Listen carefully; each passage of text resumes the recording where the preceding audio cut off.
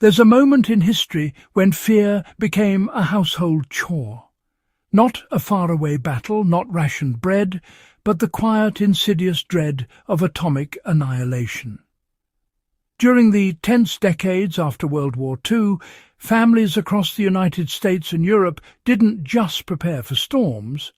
They prepared for the end of the world as they knew it. Steel doors, concrete bunkers, and government-issued fallout shelters dominated manuals and instructional films, promising safety from the mushroom cloud. But here's the truth. Most of those expensive windowless tombs failed at the very job they were designed to do. They trapped heat, moisture and carbon dioxide, and in many cases offered less protection than a simple dirt-covered shelter dug by ordinary hands. This story isn't about panic, it's about ingenuity, about how civilians turned fear into function, creating one of the most effective survival structures in history, the Earth Cradle Shelter. The Earth Cradle Shelter emerged not from Pentagon labs, but from backyards, fields, and the hands of people who understood one thing instinctively. Soil is armor. While governments pushed steel and reinforced concrete, ordinary people discovered that a few feet of compacted earth could absorb blast shock, block gamma radiation, and regulate internal temperatures far better than most official fallout shelters. During nuclear testing in Nevada in the 1960s, engineers observed that partially buried shelters with just 3 feet of soil shielding blocked up to 98% of gamma radiation, a level of protection many modern bunkers struggled to match.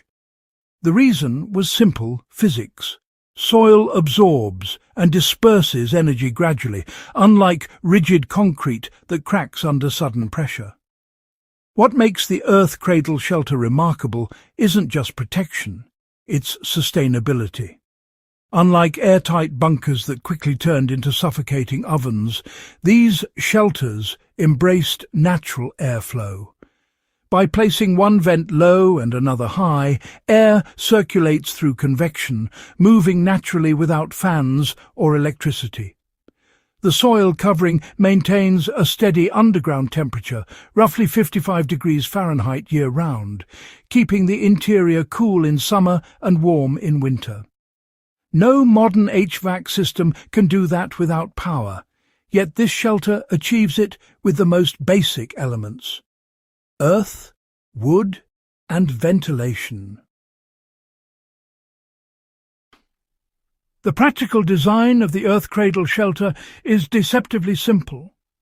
Builders dug into gentle slopes, reinforced walls with sandbags or timber, and covered the roof with several feet of soil.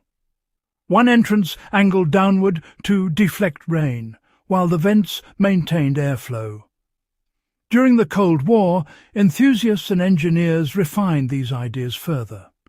Crescent Kearney, for example, developed a manually operated air pump capable of moving 200 cubic feet of air per minute without electricity. Simple plywood panels, rubber seals, and a little ingenuity allowed families to maintain breathable air in their shelters for weeks. Today, preppers and off-grid builders use similar designs for storm shelters and root cellars, proving that clever design outlasts technology. The genius of the Earth Cradle Shelter lies not in its complexity, but in its harmony with natural forces. It doesn't fight heat, moisture, or radiation. It uses them.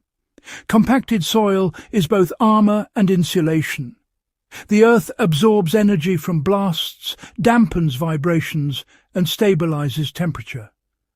Passive airflow removes heat and moisture naturally.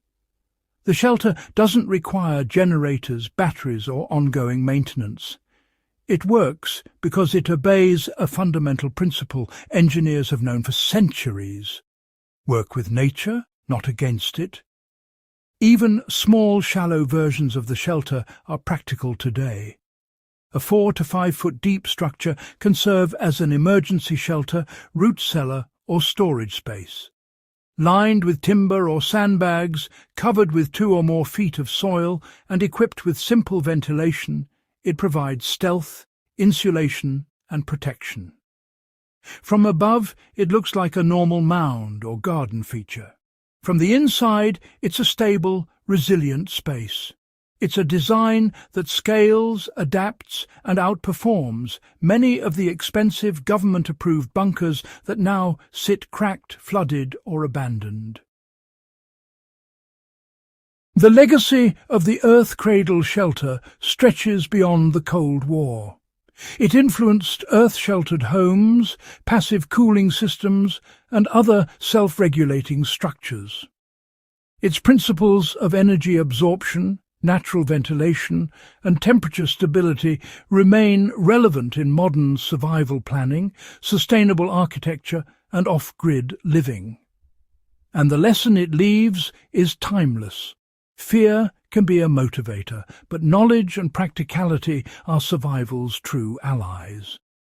Ordinary people, armed with shovels and logic, created a structure that outlived government's concrete fantasies, proving that resilience doesn't require wealth.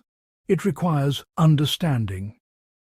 Today, those small handmade shelters are scattered under fields, forests, and forgotten yards. Some serve as storm shelters, storage spaces, or root cellars.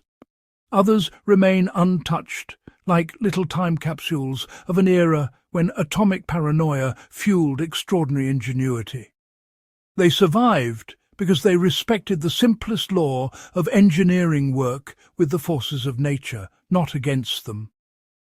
The Earth Cradle Shelter was never about panic. It was about practical, intelligent design that used what was underfoot to create safety.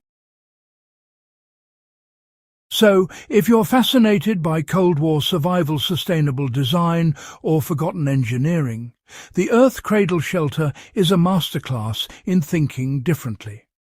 It shows that the smartest defences aren't built from fear, gadgets or bureaucracy. They're built from understanding, science and a shovel. This lesson holds just as true today as it did 60 years ago. If this kind of history-driven survival ingenuity speaks to you, don't let it stay buried. Subscribe to Warfront Survival. Share this video with fellow history enthusiasts. And comment your thoughts on how these principles can still apply in modern survival planning. Knowledge, not panic, is the ultimate protection.